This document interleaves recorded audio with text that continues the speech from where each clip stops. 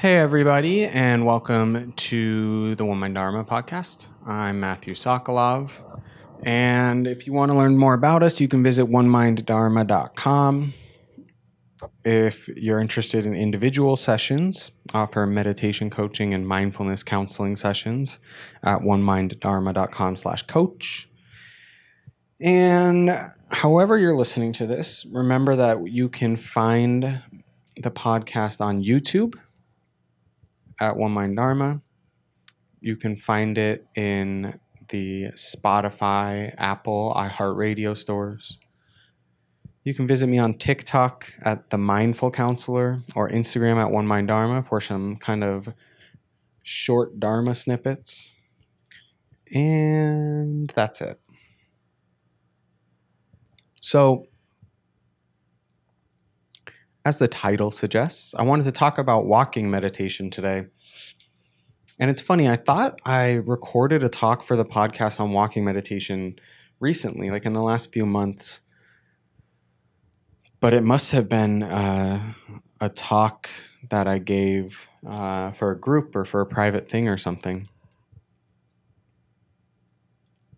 But I think that it's an important aspect of the practice that's kind of often forgotten about or lost or neglected, and by myself included. I do much more sitting meditation than walking meditation. When I first started as a young adult, I was introduced to meditation as a teenager.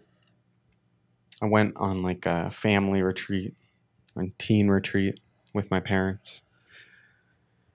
But when I first started investigating meditation as a young adult, one of my kind of first experiences with retreats and the dedicated container for practice was I went on a few Vipassana Goenka retreats, which I haven't gone on one in over 10 years, but I highly recommend it if you've never gone on a retreat. It's rather strict, or I don't know if strict is the right word, but it's rather structured with really structured practice and progression. They're donation based, which is absolutely incredible. When I was young, 18 or 19 and going on these retreats, I frankly didn't have the money, even if I qualified for scholarships to go on other retreats. And with these retreats, I was able to give what I was able. And I've been to a few different centers of theirs in California, a few different times, and they're lovely, absolutely lovely.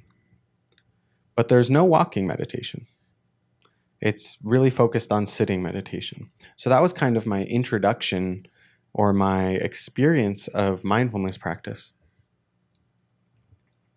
Then I started sitting with some more Western insight traditions, what was accessible to me in Los Angeles, Against the Stream and Insight LA. And they incorporated walking meditation. And this was kind of a whole new thing to me. I, like a lot of people and a lot of students I've had over the years, kind of thought it was, or viewed it as the lesser type of meditation or something. And then, of course, when I spent time at Abhayagiri and Wat Metta, they engage in quite a bit of walking meditation. And I saw these monks and nuns really taking it seriously, really making it a integral part of their practice. When we spent time at Deer Park, which is a different lineage and more in the Thich Nhat Hanh lineage, they really stress the importance of walking meditation. So it took me a while to adjust that it felt like not real meditation. Real meditation is done on the cushion, in lotus position, which I could never do. And I think I got attached to this idea or this view of what meditation is and what it isn't. And it certainly isn't moving. So I share all that not to tell you, okay, that's the talk, turn it off, walking meditation is BS, but to share that my perception has changed dramatically over the years. I do a period of really slow walking meditation, like a formal walking meditation practice, at least once a week now. And I do a period of kind of more informal, more in that Thich Nhat Hanh lineage, walking meditation twice a week. And I'll share some instructions on what all that means. But it's a core piece, part of my practice. When I do walking meditation, I actually find, in some ways, the mindfulness and the settled mind actually sticks with me as I transition back into the life of a layperson, as I transition back into going to work or cooking for the family or whatever it may be.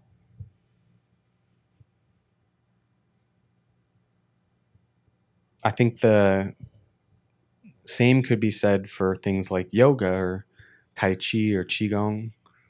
And I'm not an expert in any of those, but I've done a little bit of Qigong on retreats.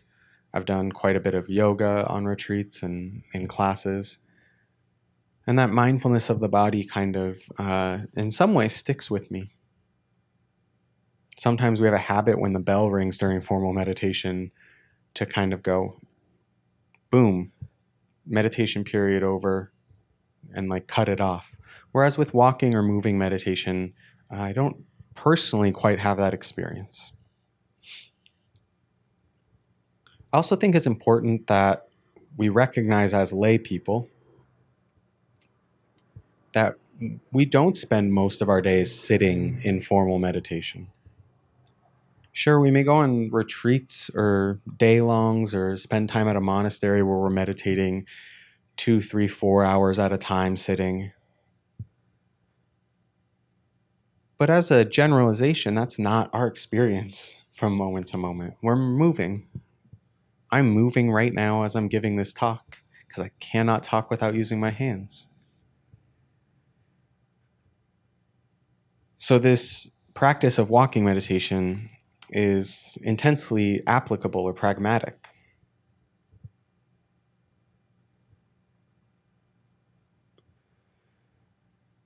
Walking meditation is not a new age or new idea or anything like that. It's actually mentioned in the Satipatthana Sutta, the Discourse on Establishing Mindfulness, which we've talked about semi-recently. The sutta reads, when walking, standing, sitting, falling asleep, waking up, talking, and remaining silent, he makes himself fully alert.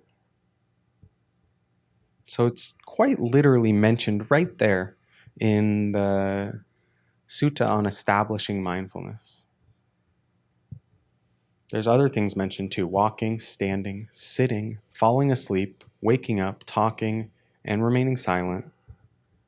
So this encouragement to be mindful, not just when we're sitting in mindfulness meditation in a period of formal practice, but to be mindful of the body as it moves, as it engages with the world.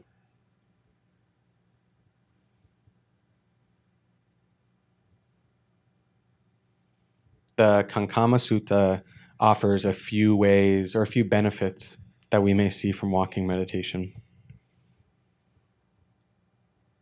One is fit for long journeys. One is fit for meditation.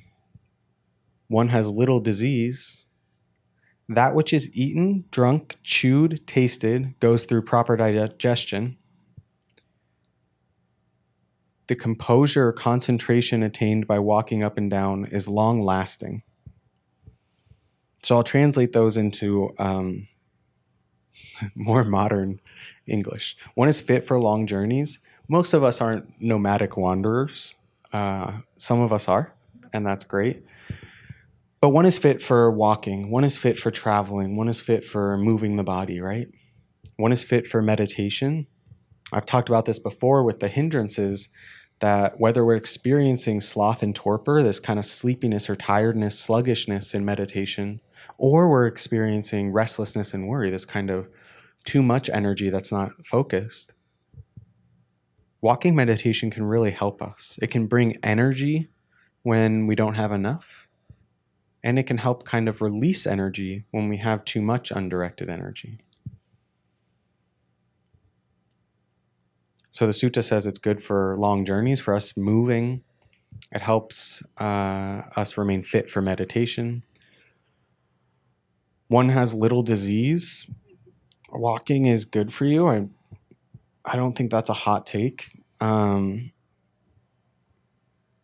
know that the kind of 10,000 steps a day thing is not necessarily the most accurate thing for everybody.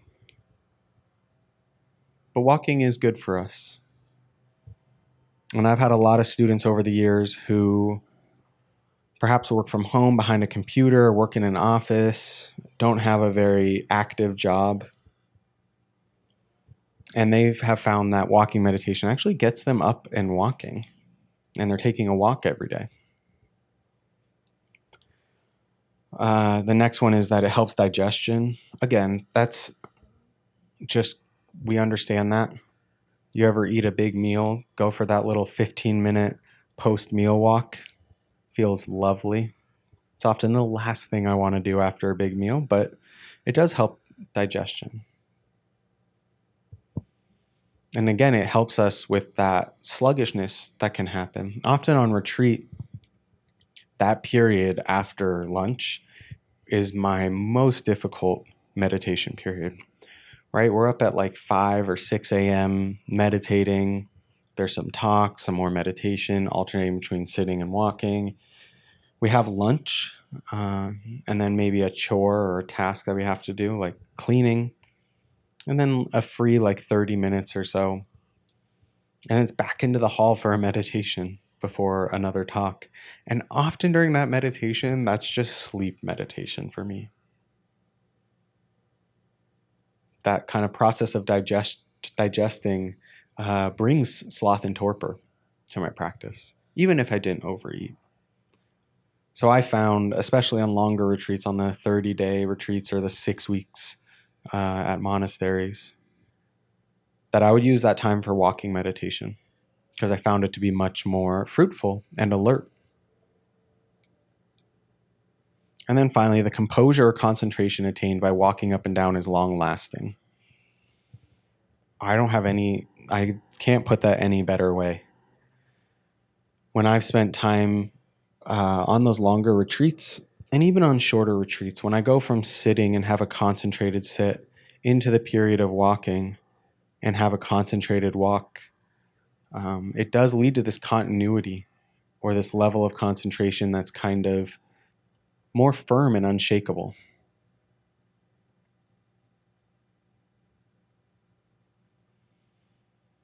So walking meditation is often used on retreat or in monasteries to give some energy to practice, for sure.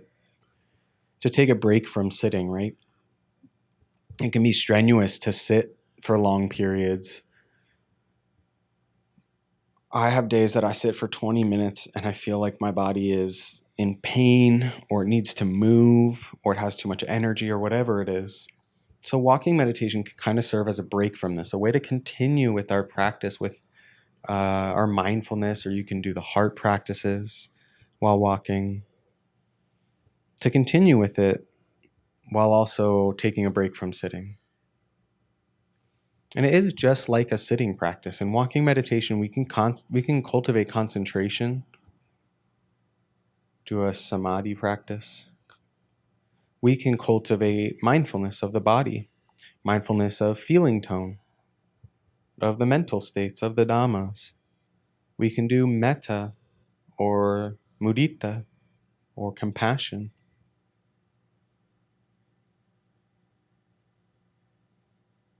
Really, when we think about what meditation is, it's this kind of intentional directing of the mind to train inequality, right? We can do this while we're seated and with the eyes closed, but we can also do it while walking.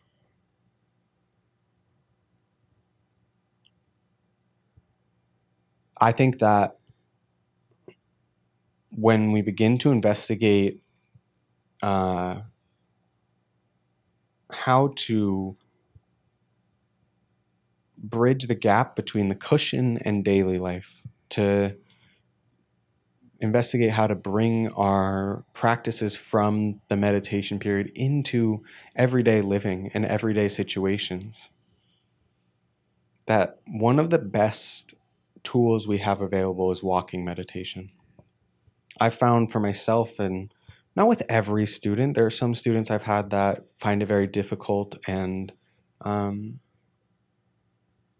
not as useful to them in this moment. And that's okay. There's nothing wrong with them. They're not missing anything, or they're not doing anything really unskillful. But for the majority of my students, the vast majority, and for myself, and I've seen it with my partner, walking meditation is one of the best ways we can really begin to bridge that gap between the cushion and our daily life. Because what happens is we're learning to be mindful in a little bit more of an active way, a little bit more of an engaged way than just sitting there quiet on the cushion. So it's almost like, in a sense, halfway between sitting meditation and daily life.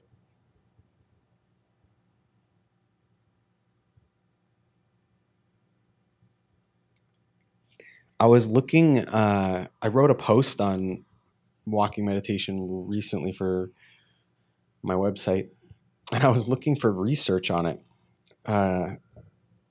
just to try to back up any claim I make.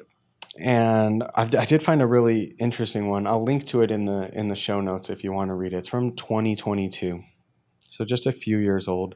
Researchers looked at mindful walking, and these weren't like, again, we're going to go through the practices, but they weren't like a really formal, really slow kind of Theravada mindful walking. It was more of a Zen, or like the Thich Nhat Hanh, gentle, just walking and being aware of what's going on.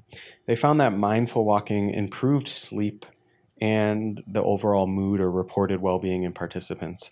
And one of the interesting things, or to me the most interesting thing, was this was true for the study participants regardless of if they walked out in nature or in a more urban environment. So even though some of us may have a pull towards nature, like I do walking meditation. We have behind our house just like total jungle, rainforest. And it's lovely. There's like all kinds of lovely animals and birds singing. There's coatis and serekes, and we have howler monkeys. It's like lush and green, and it's my favorite place to do walking meditation. I go back out there. There's a little path. I walk barefoot. And I definitely have like a little bit of a fixed view there that like, that's the way I must do walking meditation. At the same time, I walk my dog. I have two dogs. I don't walk them together, which is a whole other discussion. But I walk one of my dogs several times a day, one or the other. And I do that out on like the road, on the sidewalk. And the truth is, I have just as much success, or not success, but just as much kind of concentration or collected or fruitful practice out there on the road. And it's a quiet road, but. So I think it's important when we talk about mindful walking that, sure, nature has plenty of benefits. I spend pretty much every free moment I have here in the rainforest, out at the beach. That's what I do with my kids when we have over the weekend. But if the only place you have to walk is an urban environment, get it. It doesn't matter.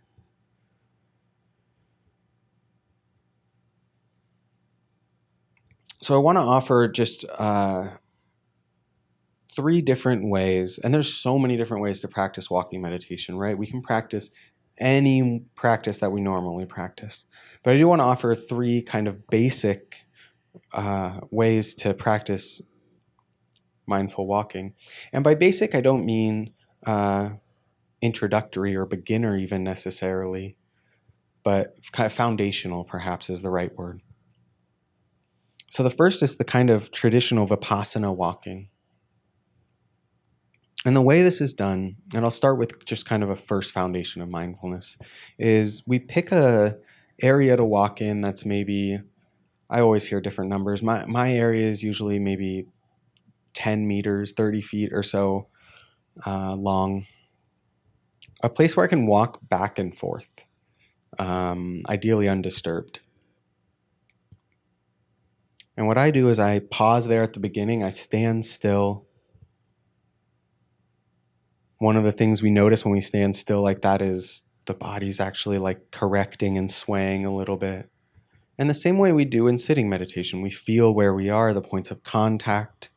We feel the air on the skin or hear the sounds around us. We notice kind of the state of mind. And then when we're ready, we very slowly raise one of our feet up,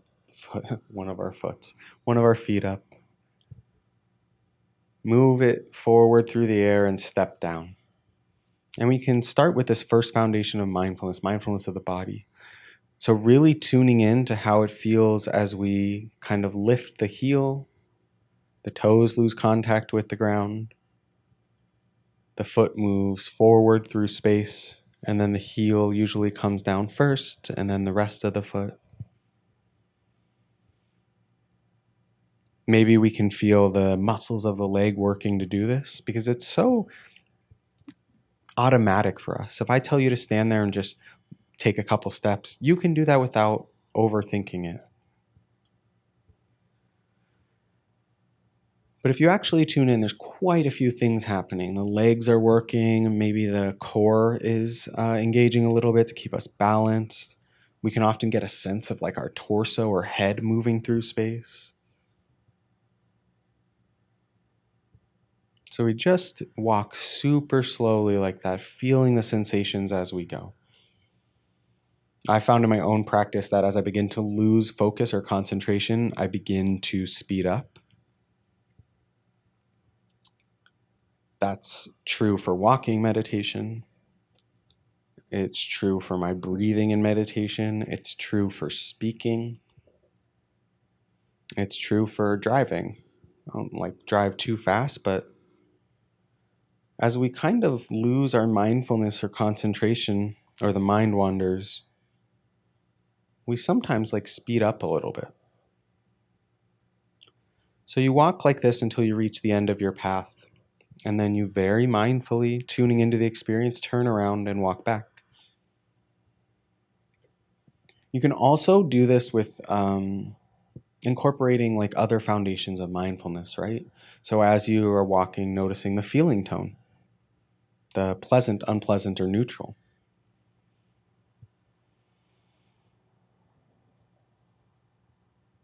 You can also open it up to a more like open awareness practice. So the same way that I've offered those like Mahasi Sayadaw practices where we use the breath as the anchor, but then in between the breaths kind of tune into what else is going on. We can use the feet as the anchor and tuning into what else is going on. You also can use the breath as the anchor. So that's kind of Vipassana walking, the slow walking, using the steps as the anchor focus of our attention. Then there's more, I don't really know the term, general mindful walking was what I wrote down. And this was really introduced to me, I think the first time we went to Deer Park.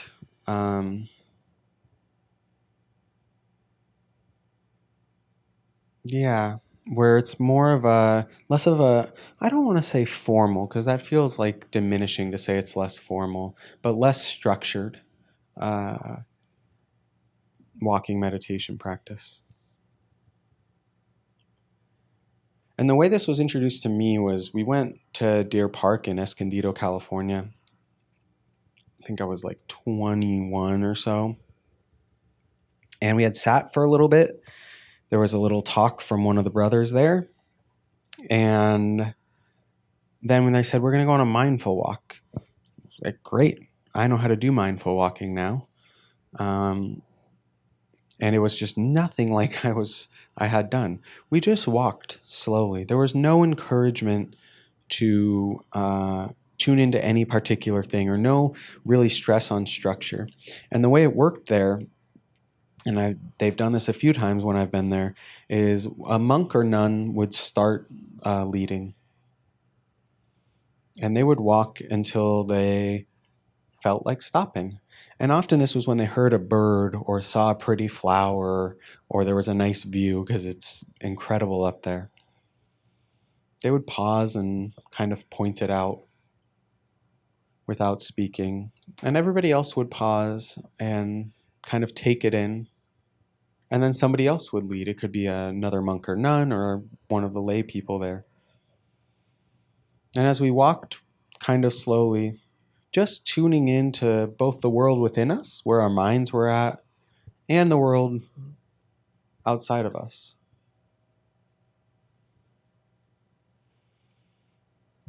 Thich Nhat Hanh says, people usually consider walking on water or in thin air a miracle. But I think the real miracle is not to walk either on water or in thin air, but to walk on earth.